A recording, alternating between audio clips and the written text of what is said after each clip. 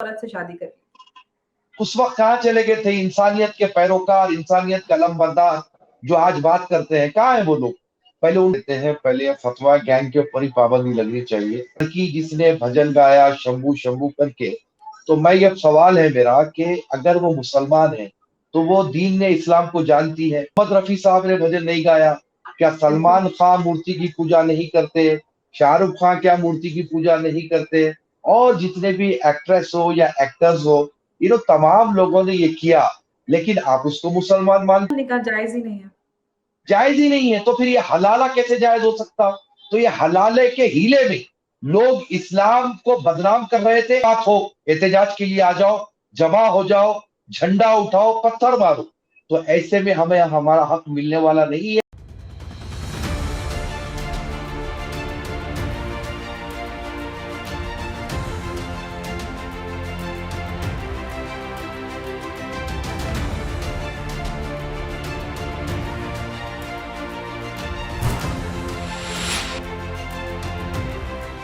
नमस्कार दोस्तों, मैं हूं आपके साथ अंबर जैदी और स्वागत है आप सबका हमारे आज के खास कार्यक्रम इट्स डिबेटेबल में।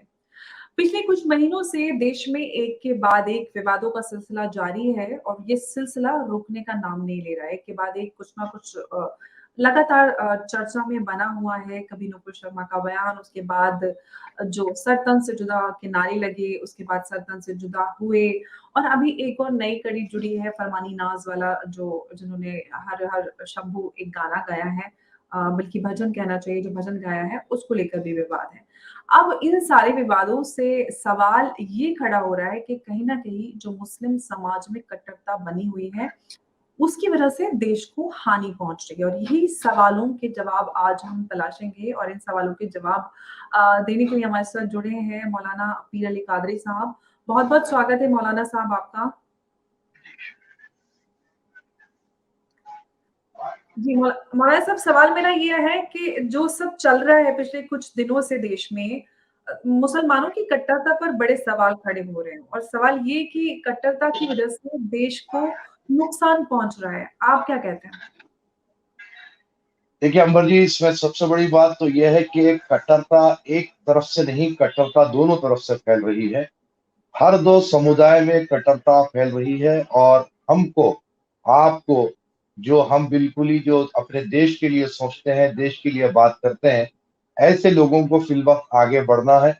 बढ़ते हुए ये जो खाई दो समुदाय के बीच में बढ़ती जा रही है, इस खाई को खत्म करना है, और इस कट्टरता के खात्मे के लिए हर दो समुदाय के जिम्मेदार समझदार लोगों को आगे बढ़ने की जरूरत है। देखिए, मुस्लिम समुदाय में ये बात जरूर है कि एक जमाने दराज से, आजादी के बाद से लेकर आज तक, कुछ एक ऐसा वर्ग रहा है जो हर वक्त मुसलमानों को ये बात बावर कराता आया कि हमारे साथ हमारे देश में सौतेला व्यवहार होता है, हमको दूसरे दर्जे का शहरी बनाया जाता है। तो ये एक बरसा बरस से मुस्लिम समुदाय में ये बात को घोला गया, उनके जहनों में ये बात को बसा दिया गया। तो इतना जल्द अज जल्द ये काम खत्म होने वाला नहीं है, लेकिन कोशिश तो करनी होगी। आप देखें कि पिछले 3 महीने में जिस तरीके से हमारे अपने देश के हालात थे, और हर दो तरफ से कट्टरता बढ़ती जा रही थी, लेकिन जब कुछ समझदार लोग इस मामले में आगे बढ़े, ज्ञान व्यापी के मसले में जो है डायलॉग की बात किए, और फिर ये सर तन से जुदा के नारे को कंडेम किया, और ये कहा कि इस नारे का इस्लाम से कोई ताल्लुक नहीं है, और उदयपुर की घटना की बड़े बड़े धर्मगुरु, जो लोग इस देश में अमन और शांति चाहते हैं, उन्होंने उस जो है वारदात को, उस घटना को कंडेम किया। तो आप देखिए कि बहुत हद तक कुछ सुधार पैदा हो रहा है, लेकिन इस पर और बहुत सारा काम करने की जरूरत पड़ेगी, और हर दो धर्म के लोगों को इसमें आगे बढ़ना। जी बिल्कुल। सवाल ये है कि आपने जैसे कि कहा कि बहुत सारे लोगों ने कंडेम किया, कड़ी निंदा की, और आगे और बहुत काम करने की ज़रूरत है। और किस तरह से क्या कदम उठाए जा सकते हैं जिससे जो यूथ है या जो हमारी अपकमिंग जनरेशंस हैं, उनमें ये कट्टरता या इस तरह की मानसिकता ना रहे, क्योंकि देश हित में इस तरह की सोच बिल्कुल भी फ़ायदेमंद नहीं है। देखिए मैडम, इसमें देश हित में तो जो है फायदामंद नहीं है, और मुस्लिम कम्युनिटी के लिए भी बहुत बड़ा नुकसान है। अगर हम हर बात पर आंदोलन का अगर झंडा उठाकर खड़े रहेंगे, तो यकीनी बात है कि हमारी आने वाली नस्लें सिर्फ और सिर्फ तबाही के रास्ते पर जाएगी।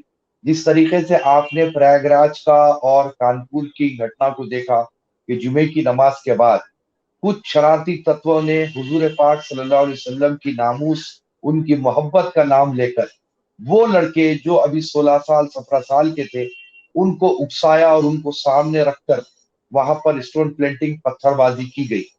तो अगर ऐसे हालात मुस्लिम समुदाय के रहेंगे, तो आप सोचिए कि हमारी कौम कहां पर जाएगी, मुस्लिम जो है समाज कहां पर जाएगा।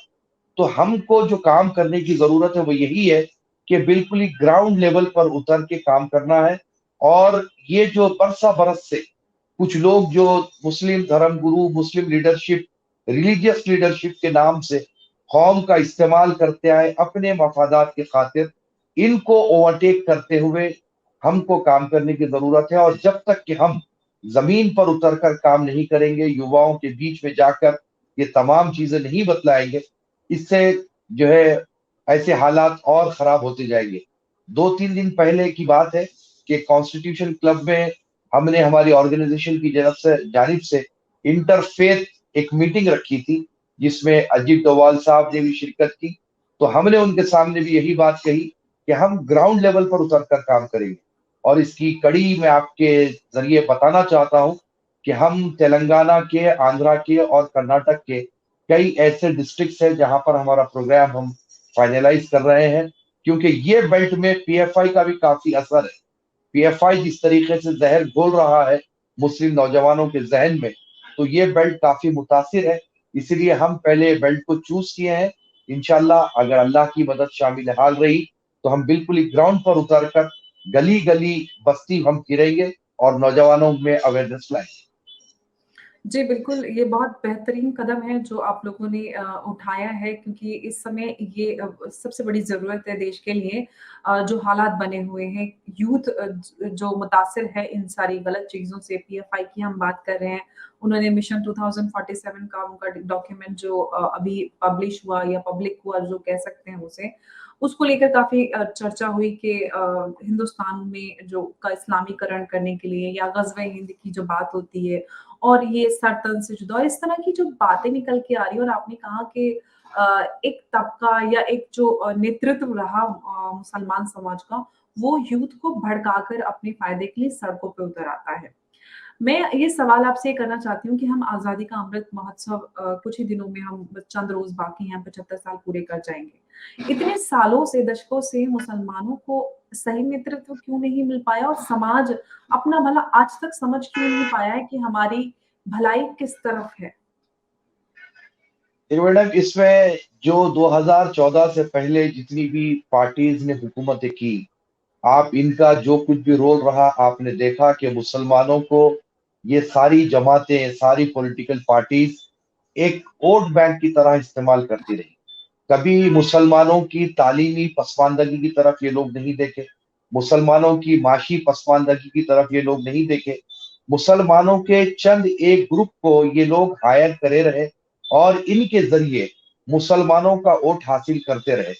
ये बड़ा ही कड़वा सच है कि जी। मुसलमानों में शुरू से तालीम की कमी रही, और तालीम की कमी की वजह है कि मुसलमान ऐसे लोगों के हत्थे चढ़ता रहा जो उनका गलत इस्तेमाल हुआ। आप देखें कि हालिया दिनों में जो प्रयागराज और कानपुर की घटना हुई, कितने नौजवानों पर जो है बड़े बड़े केसेस बुक हुए।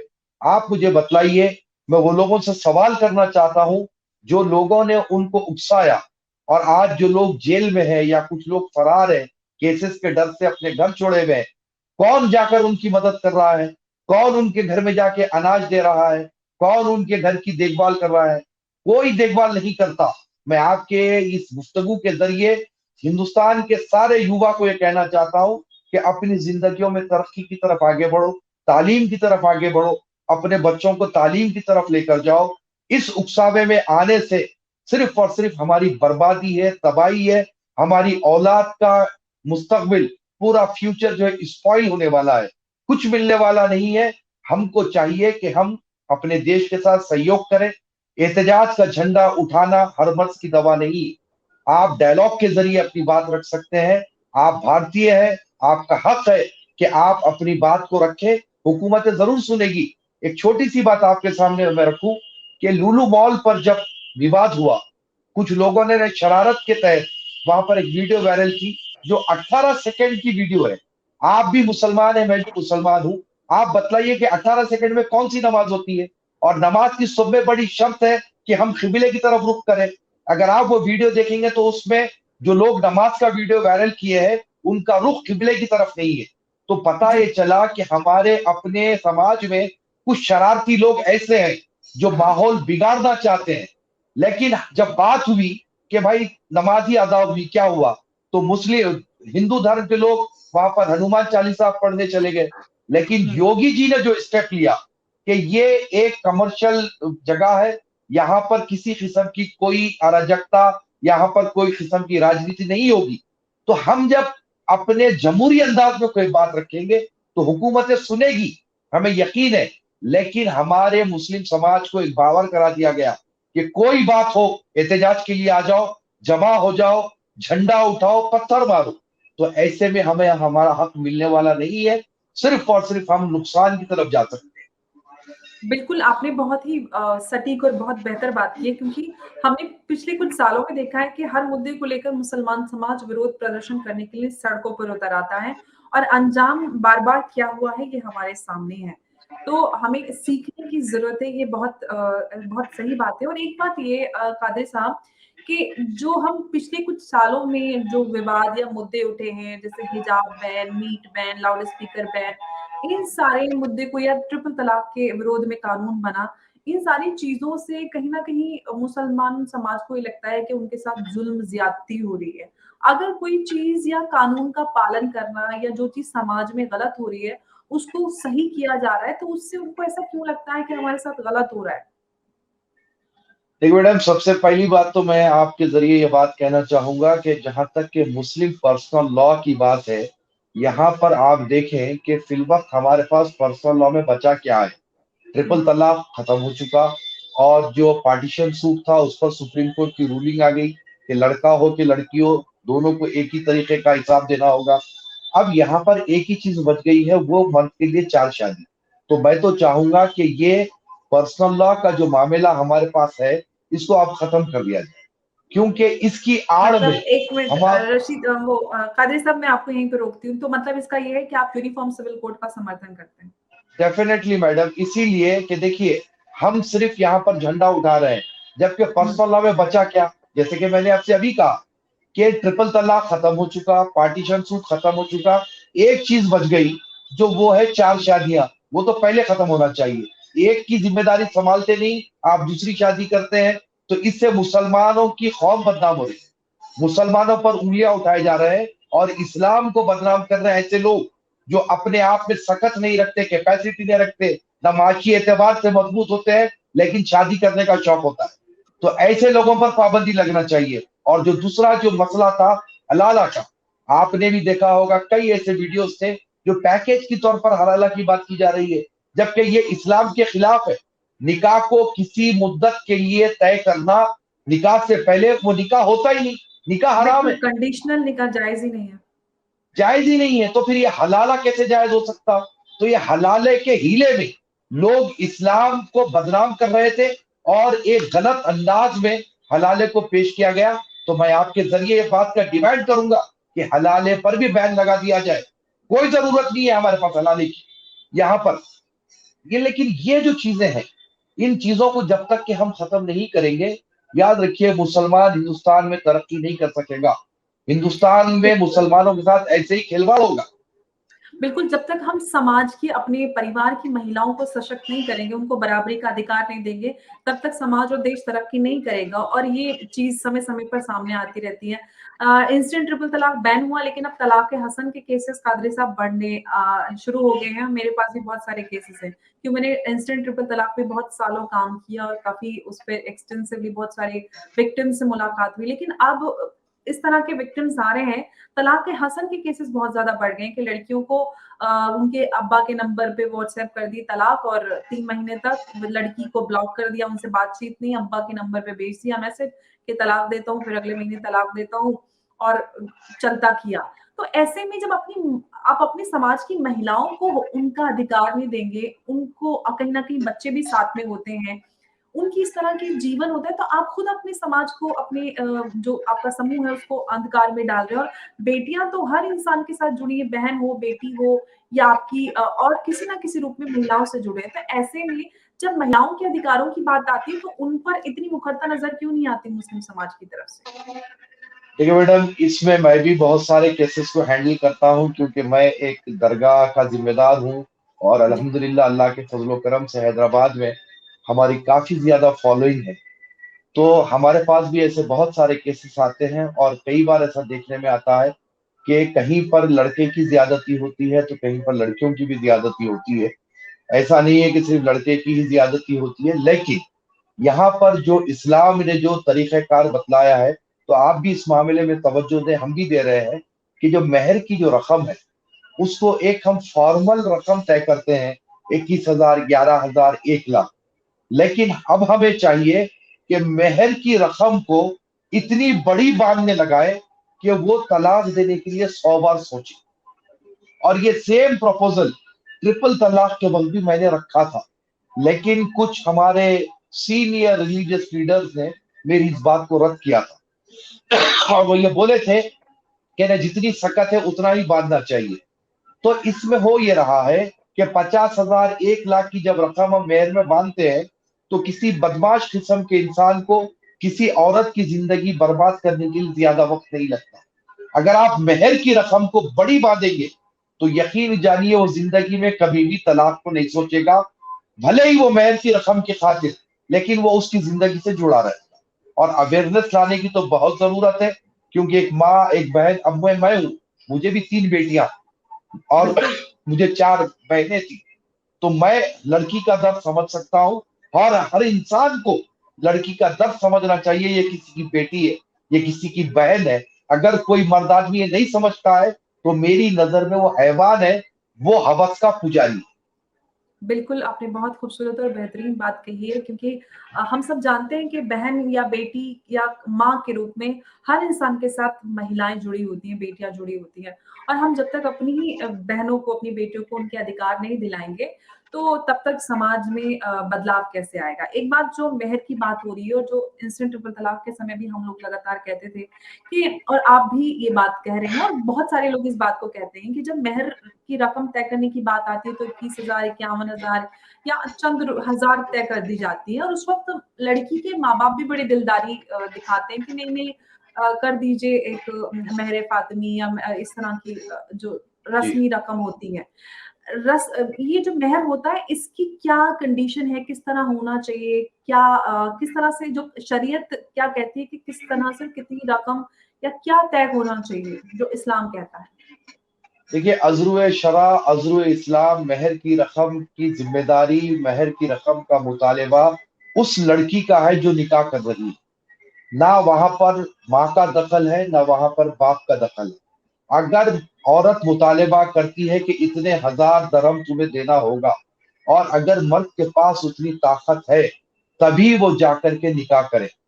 अज़्र इस्लाम, आपके माँ बाप को कोई हक नहीं पहुंचता कि आप मेहर की रकम तय करें। जैसे कि आपने कहा कि मेहर फातिमी तय कर दो। अरे हुँ, आप लोग अकीदे के नाम पर, ये लोग मालिक नहीं है दो जहां के नाम पर, ये लोग अपनी जो है जिंदगी के सस्ते सौदे करते हैं। लेकिन मेरा जो है ये मुतालिबा है तमाम हिंदुस्तान के मुसलमानों से और बिलखुसूस वो वालिदैन से जो लड़कियों के माँ बाप हैं। आप लोग मेहर की रकम में अपनी बच्ची के मुस्तकबिल को महफूज करें।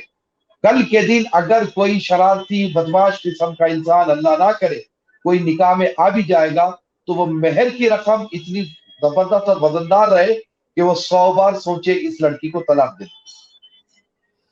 बिल्कुल क्योंकि फाइनेंशियल सिक्योरिटी एक लड़की की तय करना सबसे पहले उनके माँ-बाप की ज़िम्मेदारी होती है और ये काफ़ी समय से हमारे सामने केसेज़ आते हैं। तो सबसे पहली बात यही आती है अगर माँ-बाप अपनी बेटी के फाइनेंशियल सिक्योरिटी के बारे में नहीं सोचेंगे, तो कोई और क्यों सोचेगा? सबसे पहले आपकी बेटी है, आपकी ज़िम्मेदारी है, तो आपको ये अपनी ज़िम्मेदारी तय करनी है। अब मेरा सवाल आपसे ये है कि आजकल जिस तरह का माहौल बना हुआ है, ऐसे में लोग बहुत ज़्यादा सेंसिटिव हो गए हैं और लोगों से उम्मीद ये की जा रही है कि कहीं न कहीं जो समाज में एकता है और जो दूरी बन गई है उसको कम करने की बातें की जाए। लेकिन जो अभी फरमानी नाज़ ने जो हर हर शंभू एक उन्होंने भजन गाया उसको लेकर उनको एक फतवा मिला। ऐसे समय में जब माहौल पहले ही थोड़ा-सा सेंसिटिव बना हुआ है, ऐसे में समाज से एक ऐसी उम्मीद की जा रही है कि कुछ अच्छा किया जाए। ऐसे में उनके खिलाफ फतवा निकालना भजन को लेकर आग में घी का काम नहीं करता?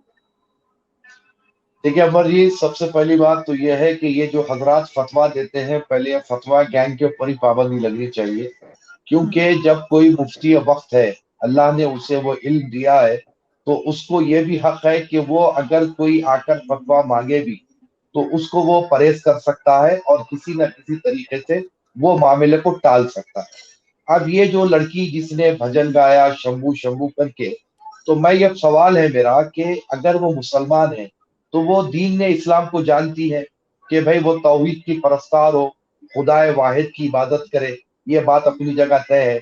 क्या मोहम्मद रफी साहब ने भजन नहीं गाया? क्या बिल्कुल। सलमान खान मूर्ति की पूजा नहीं करते? शाहरुख खान क्या मूर्ति की पूजा नहीं करते? और जितने भी एक्ट्रेस हो या एक्टर्स हो, तमाम लोगों ने ये किया, लेकिन आप उसको मुसलमान मानते हैं। अगर सलमान खान जो है, जैसे कि मैं आज अजमेर शरीफ में हूँ, अगर कभी गरीब नवाज की बारगाह में शाहरुख खान आ जाए, सलमान खान आ जाए, तो पूरे लोग उनके पीछे भागते हैं। जब आप उसको मुसलमान ही नहीं मानते, तो पीछे क्यों भाग रहे हैं आप उसको? देखिए, ये एक तरीका बना लिए हैं लोग, हर बात पर फतवा जारी करें, हर बात पर फतवा जारी करें। इससे बिल्कुल तौर पर परहेज करना चाहिए। उस लड़की के बारे में मैंने सुना कि उसका शौहर उसको तलाक दे दिया। उस वक्त कहाँ थे ये लोग? आज जो फतवा गाएं, जो फतवा दे रही है, उसकी जिंदगी सड़क पर ला दिए, वो अपने बच्चों की निगहबानी कर रही है, पाल रही है, तो क्या उसको आप मदद करेंगे या उसको गाली देंगे? देखिए, ये मैं एक मजहबी एतबार से बात नहीं कर रहा हूँ। मजहब हुँ। एक अलग बात करता है, वो तो खुदाए वाहिद की इबादत एक अलग है, लेकिन एक हुँ, इंसानियत के नाते क्या करना चाहिए? जब उसका शौहर बिल्कुल। उसको तलाक दे दिया, उस वक्त ये बिना कहा थे तलाक मौलवी। के दूसरी शादी की उसके शौहर ने। उसको फिर तलाक बताइए दिए आप, बिना क्योंकि बेटा बीमार था इसलिए उसको छोड़ के दूसरी औरत से शादी करी। उस वक्त कहाँ चले गए थे इंसानियत के पैरोकार, इंसानियत का अलमबरदार जो आज बात करते हैं? कहाँ है वो लोग? पहले उनको चाहिए कि वो औरत को देखे, उसकी कुछ अगर माशी मदद हो सकती तो करे। उसके बाद आप बोले कि बीबी तुम भजन मत गाओ, तुम घर में बैठ के नमाज पढ़ो। भजन गाने में प्रॉब्लम क्या है? अगर कोई देश में एकता को जो सामाजिक सौहार्द है उसको प्रमोट कर रहा है तो मुझे लगता है हमें एप्रिशिएट करना चाहिए। हमारा देश तो विविधताओं वाला देश है। जैसे कि हम रफी साहब की बात कर रहे थे, जो उन्होंने मन तड़पत हरि दर्शन को कितना फेमस उनका एक भजन है, नौशाद साहब ने कंपोज किया और शकील साहब ने उस उनके बोल लिखे। तो और ऐसे दर्जनों रफी साहब के भजन हैं जो उन्होंने गाए हैं और जो बहुत ही बेहतरीन और बहुत ज्यादा पॉपुलर है।